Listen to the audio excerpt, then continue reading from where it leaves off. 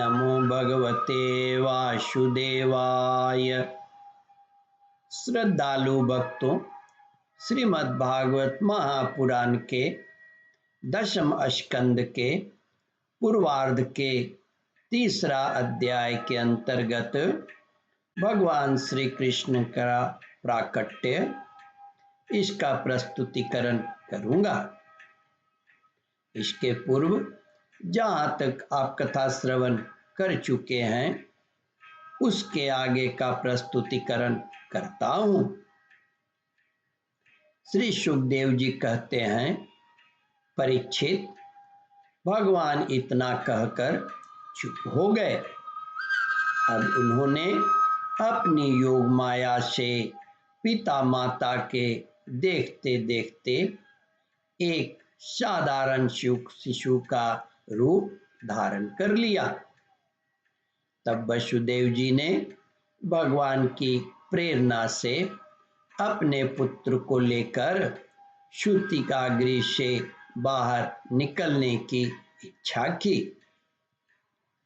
उसी समय नंद पत्नी यशोदा के गर्भ से उस योग माया का जन्म हुआ, जो भगवान की शक्ति होने के कारण उनके समान ही जन्म रहित है। उसी योग माया ने द्वारपाल और पूर्ववासियों की समस्त इंद्रियां वृत्तियां को चेतना हुई। उसी योग माया ने द्वारपाल और पूर्ववासियों की समस्त इंद्रिय वृत्तियों की चेतना हर ली। वे सब के सब अचेत होकर सो गए। बंदी गृह के सभी दरवाजे बंद थे।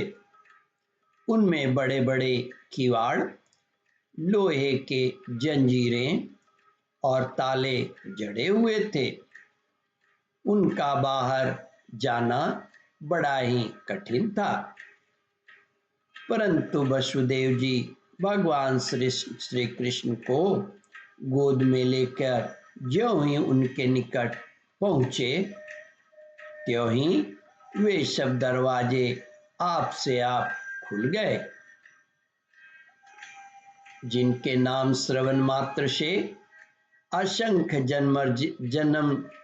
जन्मार्जित जिनके नाम श्रवण मात्र से असंख्य जन्मार्जित प्रारब्ध बंधन ध्वस्त हो जाते हैं, वे ही प्रभु जिनकी गोद में आ गए, उसकी हथकड़ी बेड़ी खुल जाए, इसमें क्या आश्चर्य की बात है।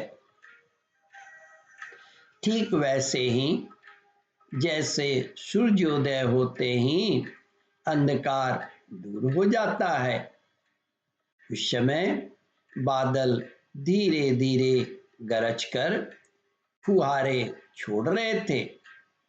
इसलिए शेष जी अपने फनों से जल को रोकते हुए भगवान के पीछे पीछे चलने लगे।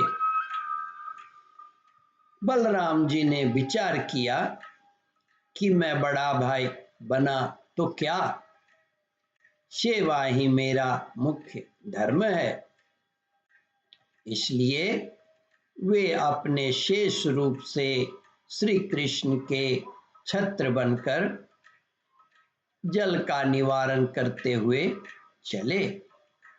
उन्होंने सोचा कि यदि मेरे रहते मेरे स्वामी को वर्षा से कष्ट पहुंचा तो मुझे धिक्कार है।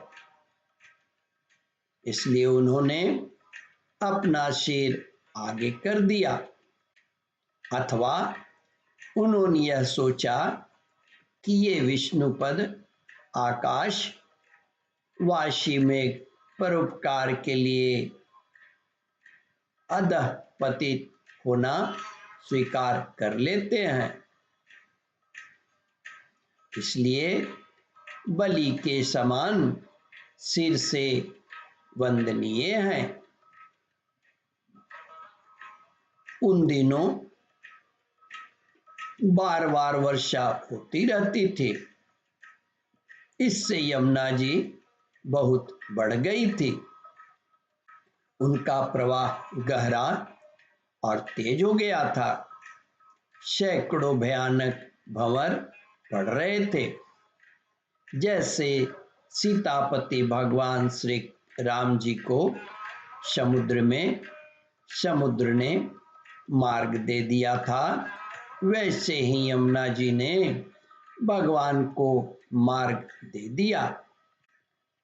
वसुदेव जी ने नंद बाबा के गोकुल में जाकर देखा कि सब के सब गोप नींद से अचेत पड़े हुए हैं।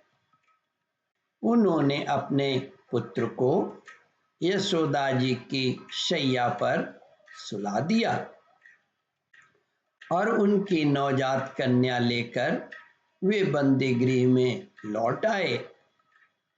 जेल में पहुंचकर वसुदेव जी ने उस कन्या को देवकी जी की शैया पर सुला दिया और अपने पैरों में बेड़ियां डाल ली तथा पहले की तरह वे बंदी गृह में बंद हो गए। उधर नंद पत्नी यशोदा जी को इतना तो मालूम हुआ कि कोई संतान हुई है, परंतु वे यह नहीं जान सकी कि पुत्र है या पुत्री, क्योंकि एक तो उन्हें बड़ा परिश्रम हुआ था और दूसरा योग माया ने उन्हें अचेत कर दिया था। भगवान श्री कृष्ण ने इस प्रसंग में वह प्रकट किया कि जो मुझे प्रेम पूर्वक अपने हृदय में धारण करता है उसके बंधन खुल जाते हैं, जेल से छुटकारा मिल जाता है, बड़े बड़े फाटक टूट जाते हैं, पहरेदारों को पता नहीं चलता, भव नदी का जल सूख जाता है, गोकुल इंद्रिय समुद्र की वृत्तियां लुप्त हो जाती हैं और माया हाथ में आ जाती है। ओम परमात्मने नमः।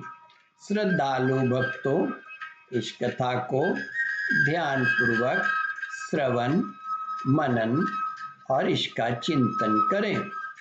इस कथामृत का रसास्वादन अपने बंधु बांधवों को भी करावे।